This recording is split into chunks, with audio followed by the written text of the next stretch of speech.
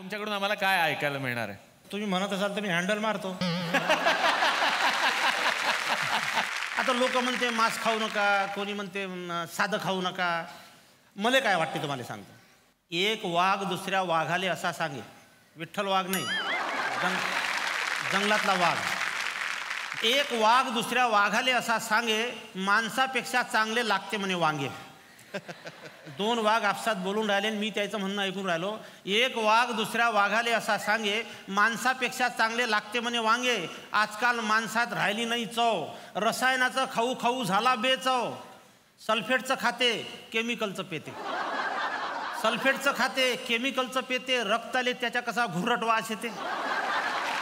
सल्फेटचं खाते, केमिकलचं पेते, रक्ताले त्याच्या कसा घुरट वास येते. किती खा लेकाले भागत नाही भूक, जीव मय ते वाटते धाक धूक.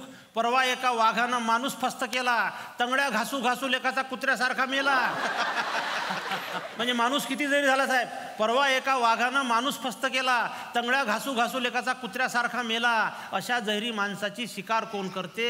आणि वाघ असलो तरी गवत खायले पुरते, आणि वाघ असलो तरी गवत खायले पुरते. Thank you sir.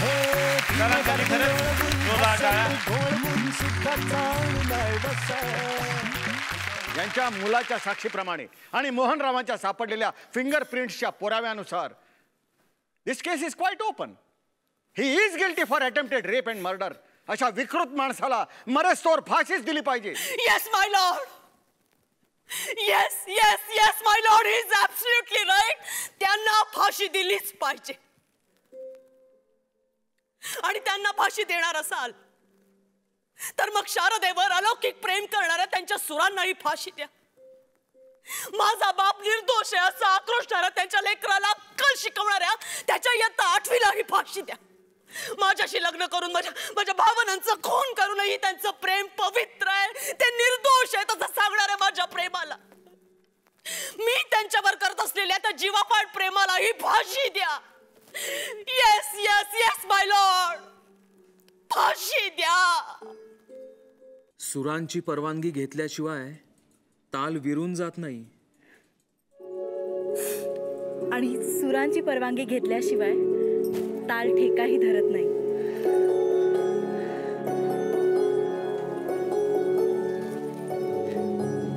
कान्हा की बांसुरी में रंगी थी राधा, हर एक सूर रंग श्री रंग राधा. ऐसी होरी खेले सजनी होरी खेले रे, बूंद बूंद रंग पाए प्यार का साया. ऐसी होरी खेले सजनी होरी खेले रे, बूंद बूंद रंग पाए कोमल काया.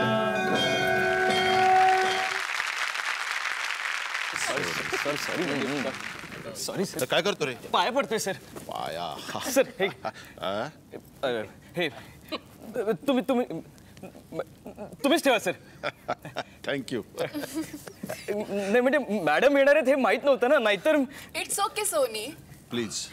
थँक्यू. किती मोठं मन आहे मॅडम तुमचं, आणि सरांचं सुद्धा. एक मिनिट मॅडम, ही तुमची बहीण का? वाटते ना बहीण. बघ प्रभाकर, सोनी ही माझी पुतणी आहे, श्रद्धा. ओ पुतणी आहे. हॅलो. काय झालं? एक फूल कमी पडलं. प्रभाकर, जर तो मुलगा खोटच बोलतोय तर मग मराठी कसली चौकशी करतोय? तू ऑफिसच्या गोष्टीत लक्ष घालू नकोस प्लीज. अरे हिची ऑर्डर द्या रे, तोंड बंद राहील हिचं. माणसांचा नाही तर फॉर्मॅलिटीचा तरी विचार कर ना please. To hell with your formalities. या फॉर्मॅलिटीजमुळे कोणी मोठं होत नाही, पटायला लागलेलं आहे मला. पण मोठं झाल्यावर तरी त्या पाळाव्याच लागतात ना. पाळाव्या लागतात, काही जबरदस्ती आहे. Will you mind your on silly business please. लागतात. काय मैत्रीचं मॉडर्न नाव गरजच आहे ना रे.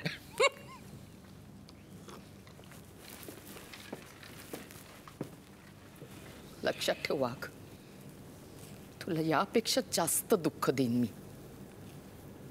खूप जास्त. तुम्ही हळवे होताय पेठे.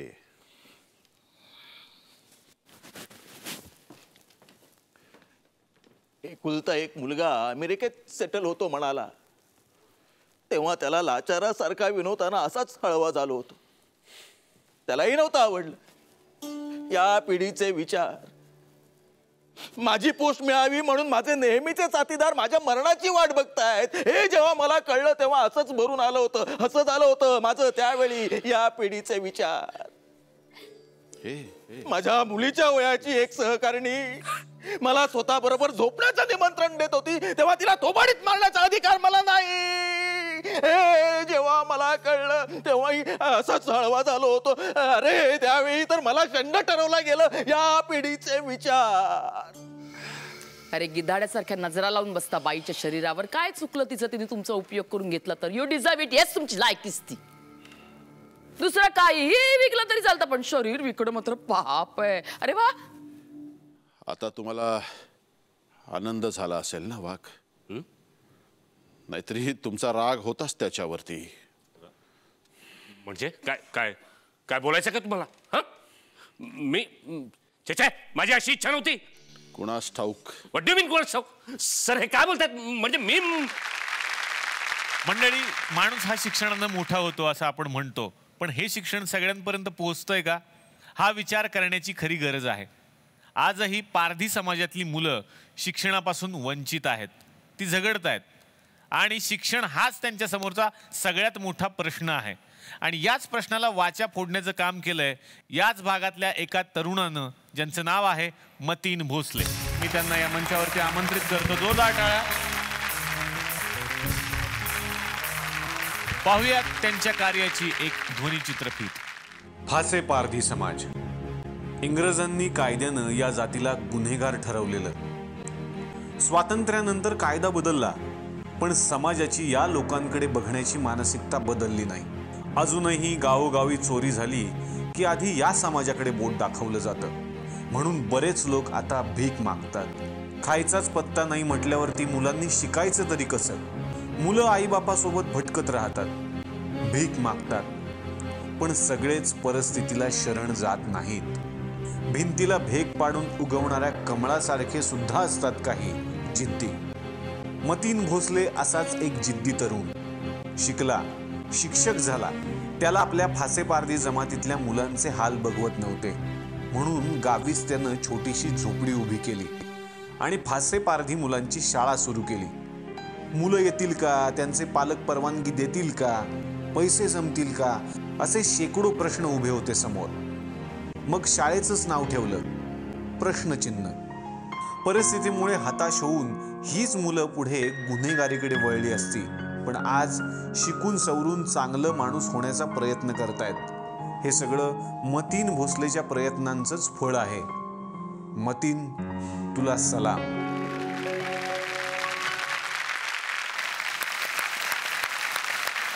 सर, तुम्ही करताय ते काम फार मोठं आहे. त्यासाठी मनापासून या मंचातर्फे आणि झी मराठीतर्फे तुम्हाला मी शुभेच्छा देतो. या लहान मुलांकडे बघून एवढंच वाटतं की संतांनी म्हणून ठेवलं ते खोटं नाही, लहानपण देगा देवा, असं हे लहानपणीचं वय आहे आणि हे वय असतं खेळण्याचं, बागडण्याचं. म्हणून यांना या मंचातर्फे आणि झी मराठीतर्फे काय द्यावं असा आम्ही विचार करत होतो आणि ठरवलं की त्यांच्या या वयाला साजेचं गिफ्ट त्यांना द्यावं. त्यांच्या शाळेसाठी खेळाचं साहित्य.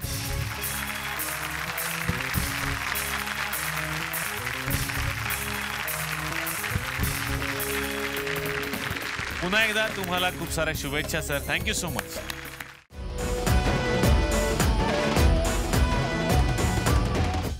मी मराठी, झी मराठी.